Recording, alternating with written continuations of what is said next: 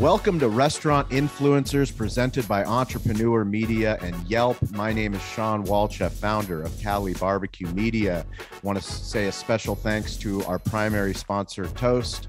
They help improve our digital hospitality at our Cali Barbecue restaurant. They believe in this show. They believe in restaurant influencers all over the globe. In life and in the restaurant business and in the creator economy, we learn through lessons and stories. Today, we have Clay Dover, the CEO of at Velvet Tacos. You can find him at Velvet Taco CEO. Clay, welcome to the show.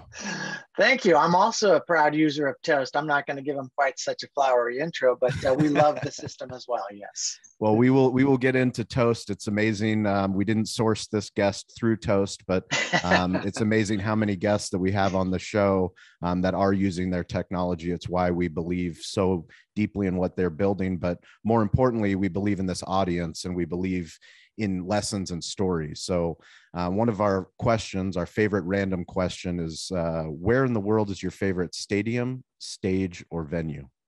Oh my gosh. That's a great question. I love Dodger Stadium. I grew up in LA.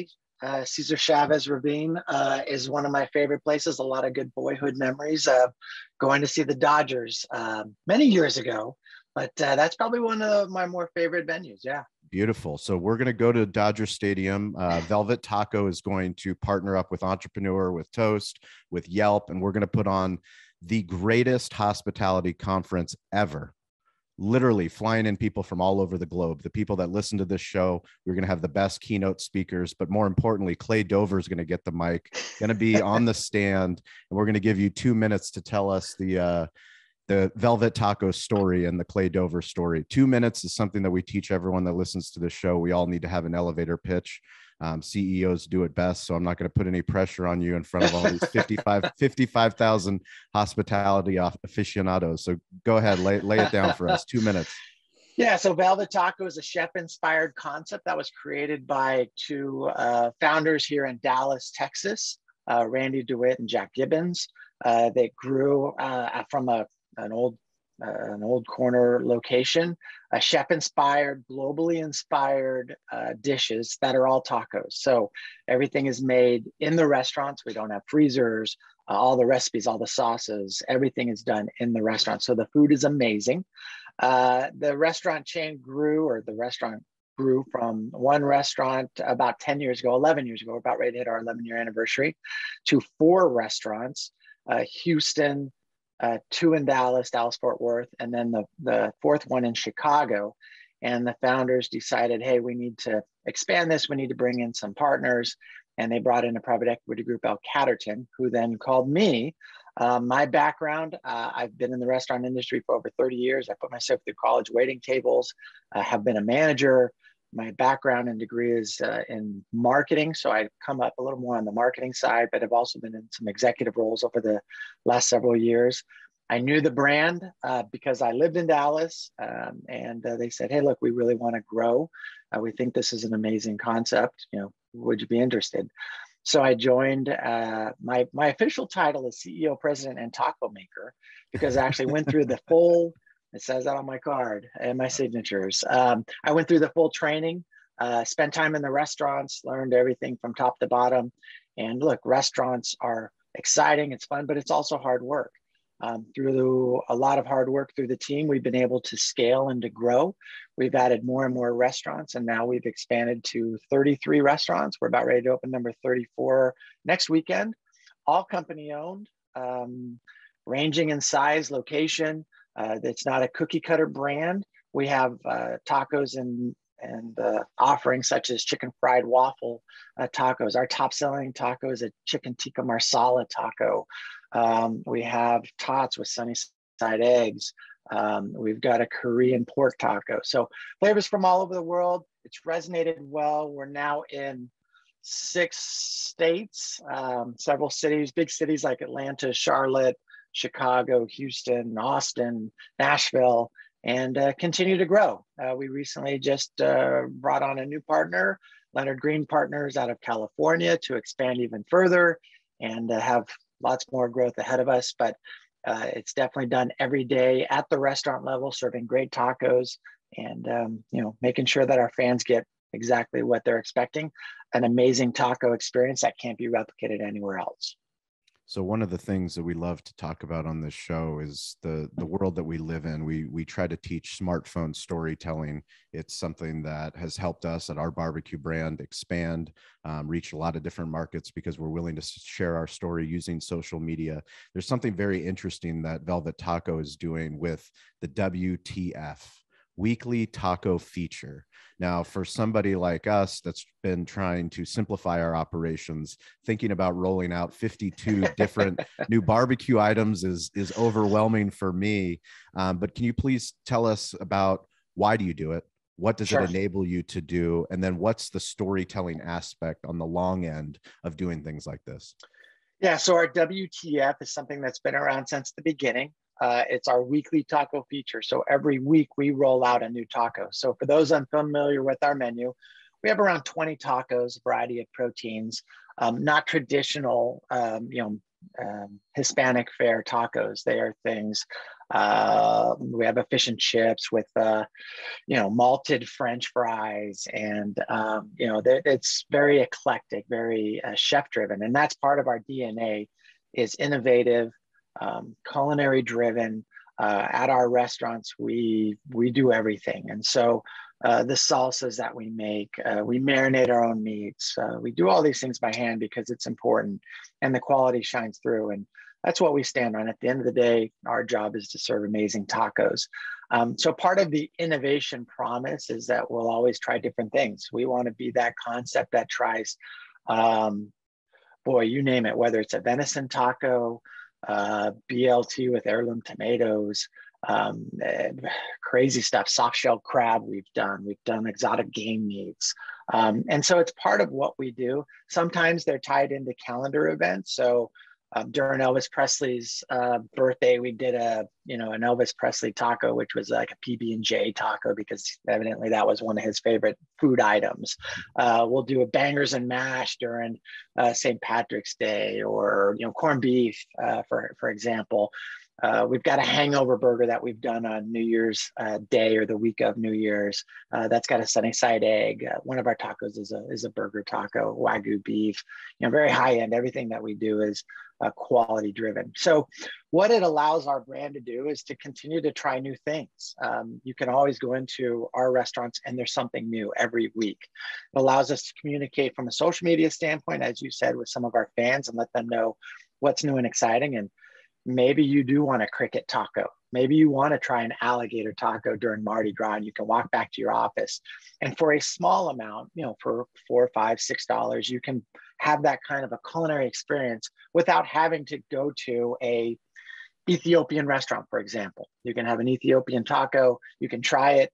Maybe you don't like it, maybe you do like it, but it allows you to explore the globe in a way through a tortilla shell. And really, experience different flavors from other parts of the world, whether it's Latin America, whether it's Europe, etc. So it allows us, and some favorites here in the U.S. as well. One of our top-selling tacos is a buffalo chicken with Danish blue cheese, carrot curls, etc. So it allows you that ability to go out and explore. On the flip side, also, it gives us tons of learnings.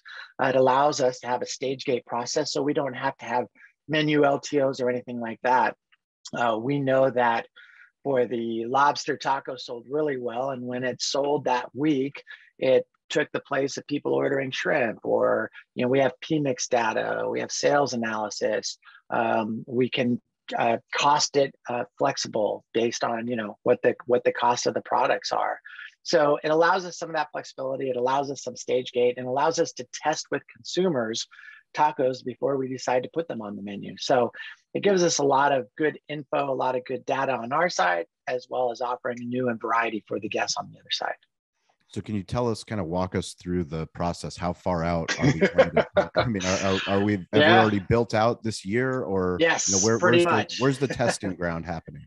Yeah, so what happens is we have a Chef V, and we've got a team of regional chefs that they're playing with tacos. We also have internally a contest driven with our teams at the restaurant level called the Taco Chef Contest. So they're continually trying new tacos. We have regional contests, and at our general manager conference, we actually reward and have a winner for one, and that person gets to put it on the on our WTF menu. Some of them were so good that we're actually adding them in. So Awesome. every day, line cooks that are working in the restaurants, their tacos may actually get on the menu. We'll also give them $1,000 if they're the winner, and kind of play it up like it's a badge of honor to say I'm a taco chef winner. I can't say that, and so we give them special swag, there's special recognition, and when you see them in the restaurants, you kind of know like, oh yeah, you're the one who came up with that PB&J burger taco or what have you. So there's always process going on of innovation and trying things. Every couple of months, our chefs get together and do a tasting in which they're playing with things. They're looking at seasonality. We just had a tasting actually last week in which we looked at fall and winter tacos. So we tried things such as venison. We had a killer chicken pot pie taco. And yes, it is exactly like what I just said. It sounds like, with a pastry on the top. It was killer. So that's coming. Chef's probably gonna get mad because I just told everybody what we're doing. But they're always doing that. We actually have a tasting with key folks here at from Velvet Taco. So it's purchasing, its ops obviously has to make sure that we can execute it. Marketing, purchasing, finance, everyone kind of gets together and we'll do a rating, we'll do a tasting, and then we'll try it. Look, we've done tacos. I mentioned the cricket taco. I love it. It literally was a taco with crickets that were, dehydrated crickets. Got a ton of buzz. Didn't really sell that well though. Yep. So sometimes that happens, and that is a balance. If we only did tacos that everyone would buy, we'd have a bunch of fried chicken tacos.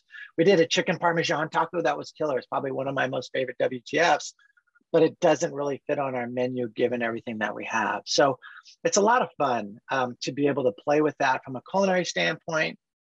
It allows us a platform from a brand to say we are culinary and innovative. When you come into our restaurants, you see us marinating meats for 16 hours. You see us creating our own sauces. There's something about doing that for those of us in the industry where you're cracking the egg and you're mixing the batter. We do we bake our own cakes. I mean, we literally take the batter and add eggs and whisk it up and make our own cream cheese frosting. I mean, it's a process and it's a labor of love. And for those people who really enjoy culinary side of things in a fast casual setting, it allows us to be really innovative. I love the way that the thought process is literally baked into the culture of the restaurant, of the brand. It's something that we don't do on the barbecue side, but we certainly do on the media content side. We're always innovating. We're always trying to do something new if a new platform comes out. Can you talk about what that does for your restaurant and for your staff and for your team and even for your customer base? Because I think the restaurant owners that are going to be listening to this, one of the things that's going to come up is fear. The fear of making maybe a controversial taco, maybe that you're going into these different markets and maybe it's not going to get received well and that you're going to get negative pushback. Has that happened? And what was the result if it did happen?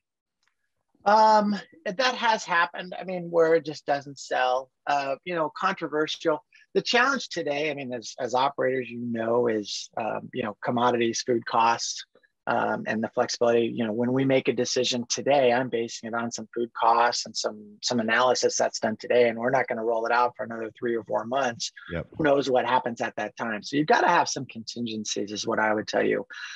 As far as impacting the restaurant, it absolutely is a cornerstone of our brand. It absolutely gives people the feeling within our restaurant, our team members feel that I'm really cooking. This isn't assembly. I'm not squeezing something out of a bag and sticking in a microwave. We don't have microwaves. These are all cliche things, I know. And so we don't really say, oh, we don't have microwaves or freezers.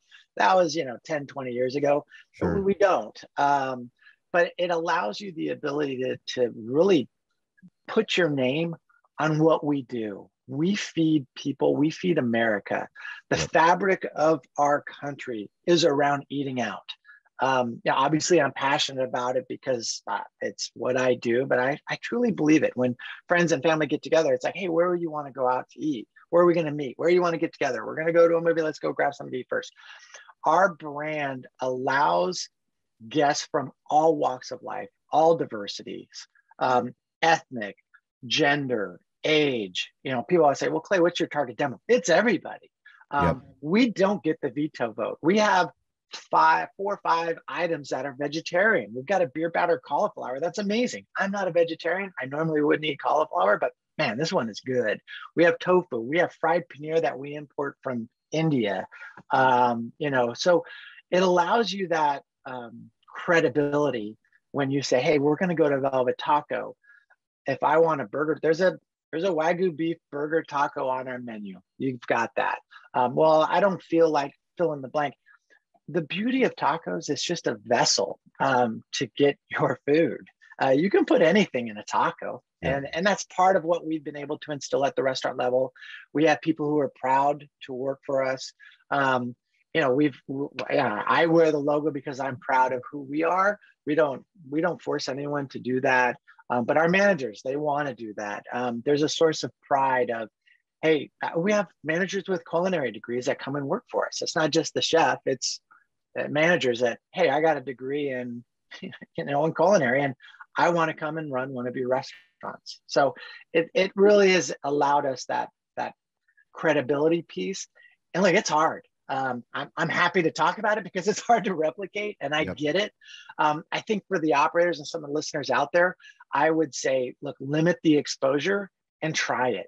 I'm not saying try something, but do a small portion. Sometimes I see concepts that do these big promotions and they do this fall menu and they have 3 items and we took food photography and I'm spending all this money on advertising, and like, you got to go down that road, right? We spent all this money, I've invested in it, and then it's a failure and I spent X amount of dollars promoting it. Do something, do a chalkboard, get old school. Do a chalkboard. Let your operators get some flexibility. Give them 5 different things to try. Hey, you choose which one goes on. And regionally, you could have some different outcomes. But I think sometimes we get too carried away around streamlining, creating the easiest way to execute. And boy, I don't want to do that. We have items that are only in one taco. I don't have a pork taco, pork nachos, pork burrito. We don't do any of that. It's just tacos. And I might have an item that we just bring in for one item. I've got micro cilantro that goes on the top as a topping, and that's just what we use. We make our own raita sauce. It goes in our chicken tikka. That's all that we use that for. So, it's a commitment, but I think that's what guests are looking for in today's environment. And now a quick break from restaurant influencers to talk about our newest sponsor, Popmenu. Restaurants have been hit hard over the last few years, which means restaurant owners and staff have been working harder than ever. Trying to meet the demands of in-person hospitality can be demanding, which is why we recommend Popmenu Answering. Popmenu Answering turns every restaurant phone call into an opportunity. It uses artificial intelligence to answer the simple questions that are tying up your phone lines, like, can I make a reservation? Where are you located? Do you still have brisket? And over 50% of restaurant guests are happy to have their questions answered by an automated system. Within the Popmenu platform, you can customize answers for your restaurant and choose the voice your guest hears, which we recommend is your voice, and even send follow-up links via text message. Popmenu Answering picks up your phone 24/7, 365 days out of the year, allowing you and your team to focus on what matters most. Prevent lost customers and impress your guests with Popmenu Answering. And for a limited time, our listeners get $100 off your first month, plus lock in one unchanging monthly rate at popmenu.com/influencers. Go now to get $100 off your first month and learn more about Popmenu's full collection of tools at popmenu.com/influencers. And now back to the show. It's exciting for me to hear you talk about it from an operational standpoint, because when I think of specials in a restaurant and I think of seasonality of restaurants, I think of monthly or holiday season, right? And like we're talking, allocating all these resources, marketing dollars, food photography, videography, all the things that you need to do to make it successful. But what you've done by making it even more difficult on the operation, you've actually made it simpler, because it's baked in, because you're doing it on a weekly basis, you hold yourself to that standard to put up as many shots as possible. Some of the shots are going to hit, some of the shots are going to be home runs, some of them are going to make their menu. Correct. And for us to hear that, for on the media side, we have a weekly show. We have weekly shows that we put on, and it allows us to iterate, but we hold ourselves accountable to those weekly shows. If we did it monthly, then maybe we would do it less, or we would do it quarterly. And then all these other things come up. But when you prioritize anything on a weekly basis, now that becomes part of your DNA and the culture that you're representing. Yeah. And you just have to make it, like you said, a habit and a process. You know, our chef, we look at it once a week. Hey, last week it sold X%. It cost us this, you know, like great or not. And sometimes you're right. You're going to put up some of those shots and they're just not going to fall. But you get in that routine, you get in that ability where, you know, look, I've been part of brands where it's like, hey, we've got this giant, you know, menu retrofit and we're going to test it and we're going to put all of these resources behind it. We got consultants, we got chefs. You know, by the time you get to the end product, you almost have to do it because you've committed so much. You know, how do you go the opposite way and go, look, we're going to start dabbling in innovation and see if it's part of who we are. And maybe it's not. You know, maybe you go, okay, look, I can't do that, or I can only do so much. You know, maybe it's a secret menu. There's only items on there that, you know, the regulars know of. But I will tell you, there is a loyalty component to that, you know, surprise and delight element of, well, I always get a chicken tikka taco or a grilled flank steak taco, and I'm going to try whatever else you guys want to try because who knows, I may or may not like it. Look, there's some, we're doing a salmon salad right now that is a summer. It's on a lettuce wrap. It's light. It's, you know, it's a great summer item. Maybe that's not for everybody. You know, I'd rather have something with a little meat in it. Yes. So I think one of the exciting things for us to look at is helping restaurant owners, helping people in the hospitality business start to think differently by having people on like you, brands on like you, that are doing things that are innovative, not just in the face of the pandemic, but in the face of this cultural movement we're having towards delivery, towards takeout, towards thinking about our restaurants differently. You know, we like to think of slow food fast. I mean, we're literally slow smoking barbecue, but we want to be the Amazon of barbecue in San Diego and find distribution points. So instead of finding a 5,700 square foot restaurant, we're literally opening in ghost kitchen locations, stadium locations, non-traditional locations. We want to get distribution points. One of the things that's exciting about hearing what your brand is doing is that you've literally already tested that. You're already in a market where you're doing delivery, takeout only. Why are you doing that, and how is it going? Well, so look, the world has changed for all of us over the last several years. And quite frankly, I don't think we're ever going to go back again.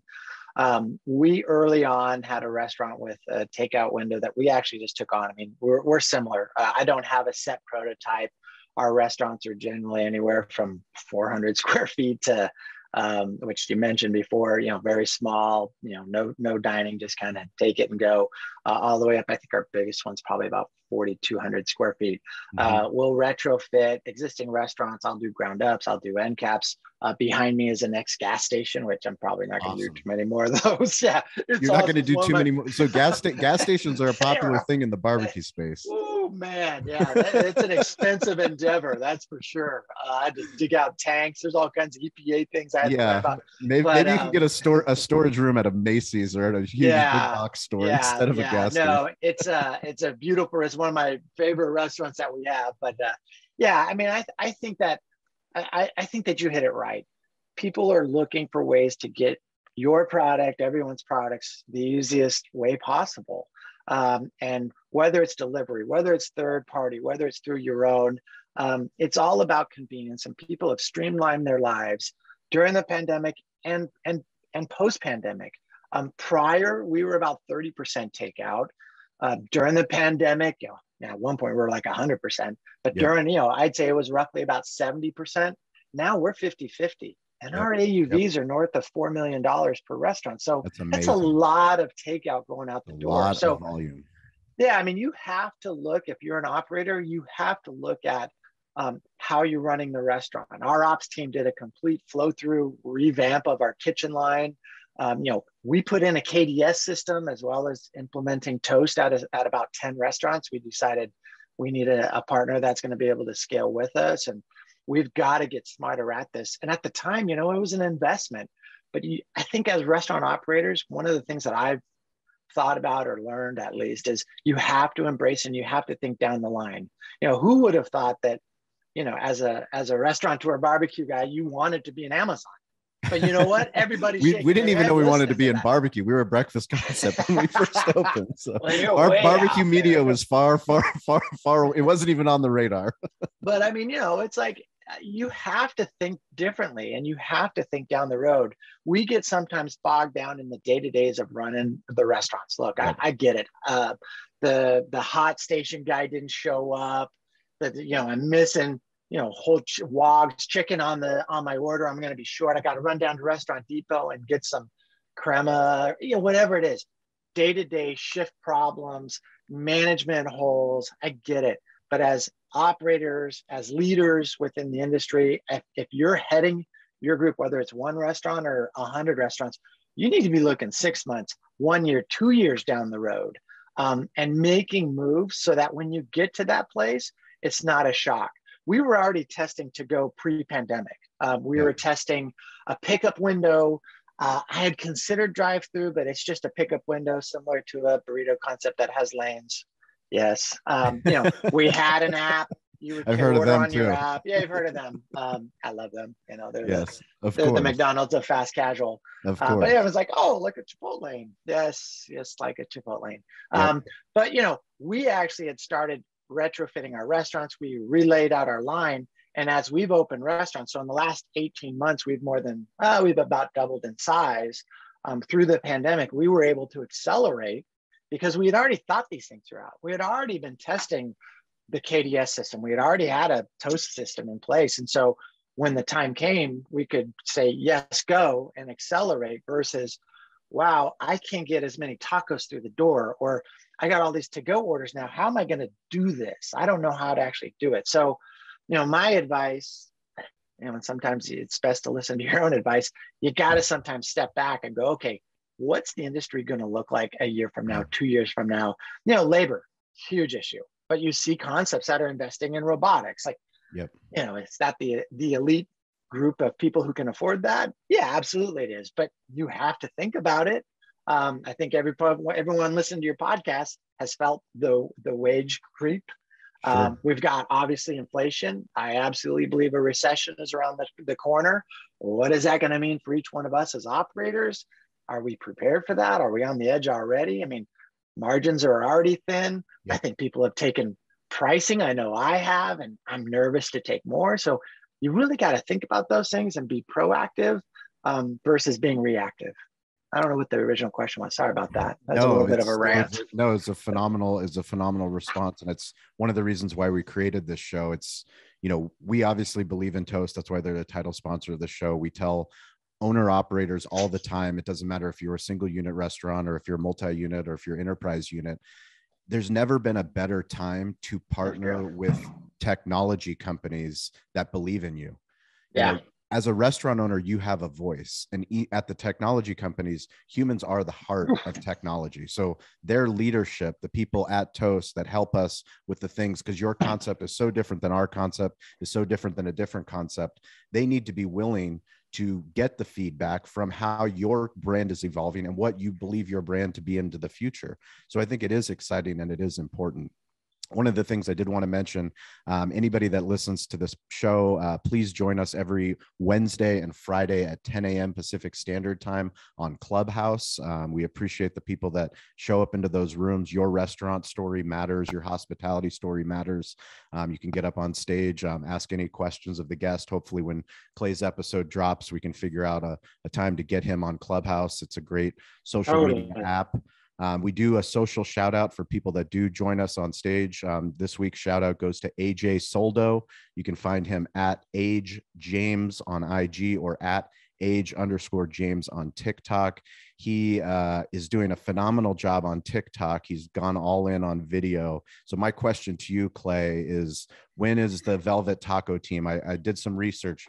The hashtag Velvet Taco on TikTok, 4.3 million Million, 4.3 million impressions. People love your brand. They love the WTF tacos. I see all the influencers. So this is a show about influence. And one of the things I think is very important for anyone that's listening, every single person has influence. If you can convince a significant other to get married, you have influence. If you can convince someone to go to dinner, you can convince the office to go to Velvet Taco, you have influence. You don't need to have 1 million followers on TikTok. You don't need to have 100,000 subscribers on YouTube. You have influence. And as restaurant owners, you certainly have influence. So the more that we use the tools that we have, the more that we can amplify our brand. What is Velvet Taco's short form video strategy? Well, here's the interesting thing. I think that you hit it right on the head, Sean.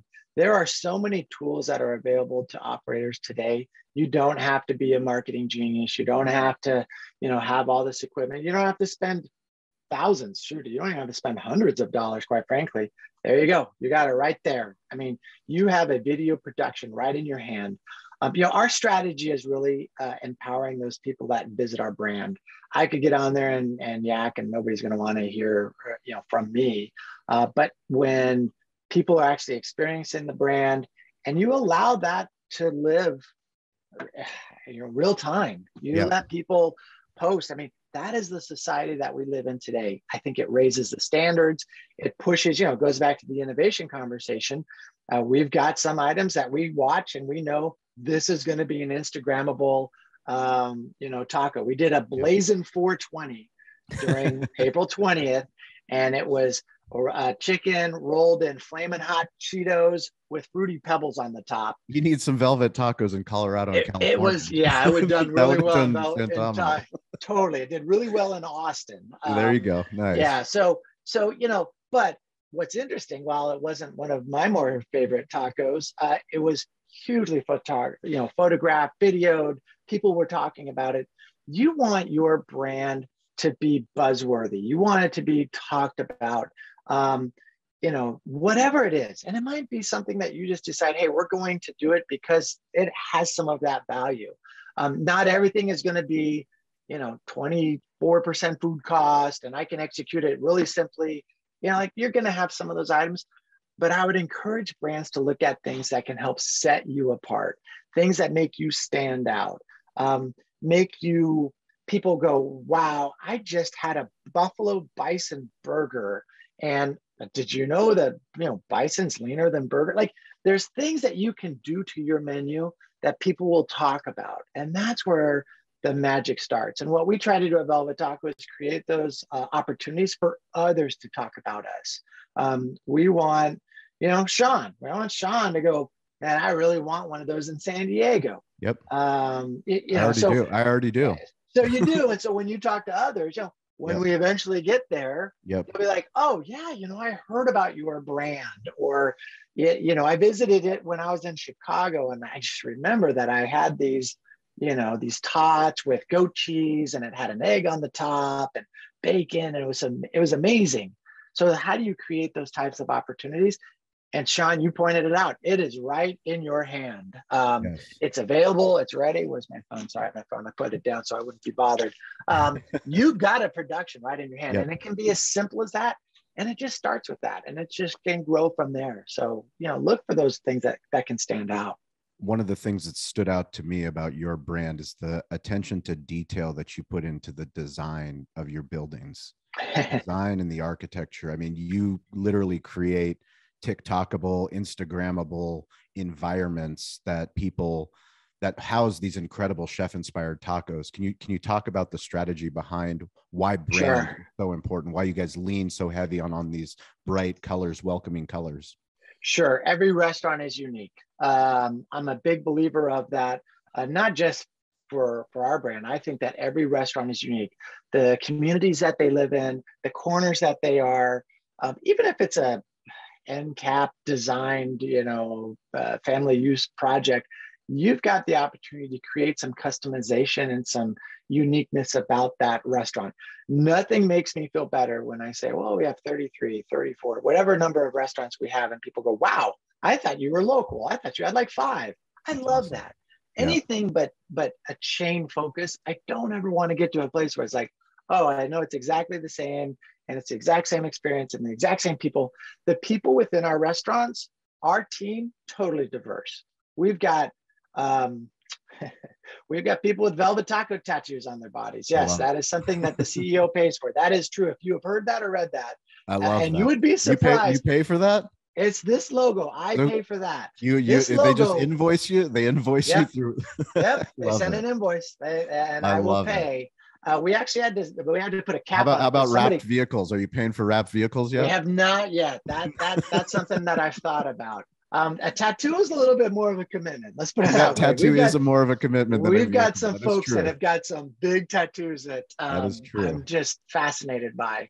But look, our crew is diverse. Our menu is diverse. Our guest base is diverse. Why wouldn't our buildings be diverse? Every restaurant should be reflective of that area. Every restaurant should have a little bit of unique customization. You have the ability to paint murals. We bring in local murals. We bring in local artists, and we say, look, here's what we're trying to convey. Here is about, the neighborhood. This restaurant behind me, it was an old service station on the side of the building. On one of the sides, we have a big mural of cars going into the old service station with tacos in their trunks hanging out. But it was like that local murist inspiration. We utilize whatever shell is there. We try to maximize and use that, whether it's an old gas station, whether it's an old restaurant.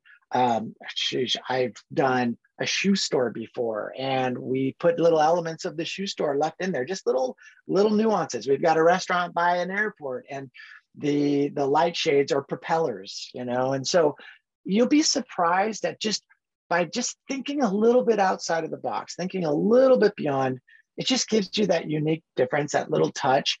And not only guests, our team loves it. Our team, when we have our meetings, I will show them upcoming renderings, and I always measure the oohs and ahs of, this one. We're doing one down by the Space Center in Houston. We're using elements of an old space shuttle as part of the restaurant. I mean, it's just a canopy. I mean, it's a huge deal, cool. But to be able to say that and go, like, I'm getting goosebumps right now, like, that's really cool. And if I'm running that restaurant, it's special to me as well. So I know, this is from blank, or this is a unique piece because we had a local artist from a special education school down the street come and do this mural for us, or these pictures that we're hanging, etc. So it's all it's not that hard to be special. And unfortunately, in today's day and age, not a lot of people are doing it because it's just harder, but it's not that much harder. That's what I would say. Well, you prioritize it. Well, Clay Dover, thank you so much for taking the time. If you guys want to get a hold of me, it's at Shawn P. Walchef, ShawnPWalchef on LinkedIn, TikTok, Instagram, Twitter. We're grateful to have you at Velvet Taco. We will put links in the show notes so you can follow Velvet Taco CEO. Please connect with their brand. Great job. Thank you. This is exactly the format that operators need to be listening in on. So if you're listening in, forward this, not because of me, just because of this show. This is where ideas get shared.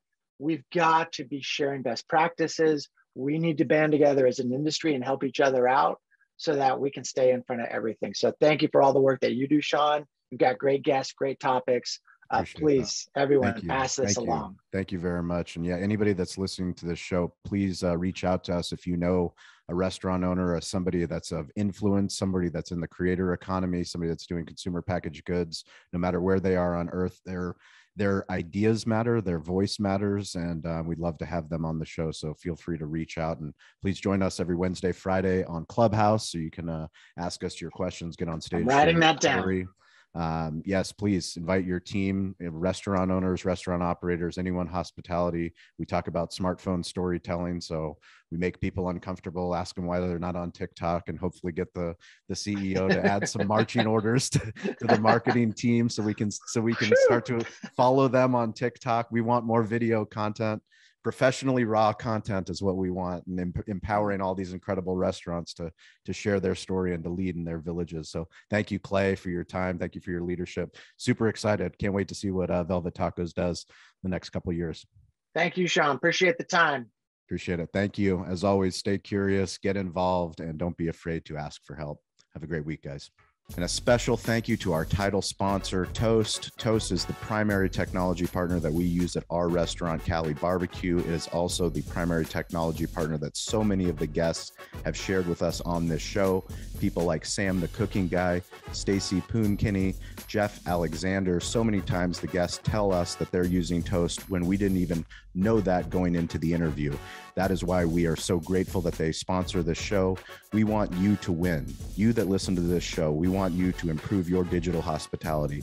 Toast is built for restaurants and it's built for you. Toast is the restaurant-first platform that's built for your needs, whatever your size, concept, or ambitions. Improve your bottom line with a customizable platform that's easy to learn, use, and grow with. And it meets you where you are with all the right tools for your price point. If you have any questions about Toast, please DM me at Shawn P. Walchef, ShawnPWalchef. I will get you the link to the right Toast contact in your market. It's so important that if you listen to this show, that you win. We want you to be on this show eventually. Let us know that you heard the show, you heard about Toast, you implemented Toast, you did a Toast unboxing in your restaurant. Talk to us about how you've impacted your village, your city, your community. Share your Toast story with us. DM me today to learn more, and be sure to check out Toast.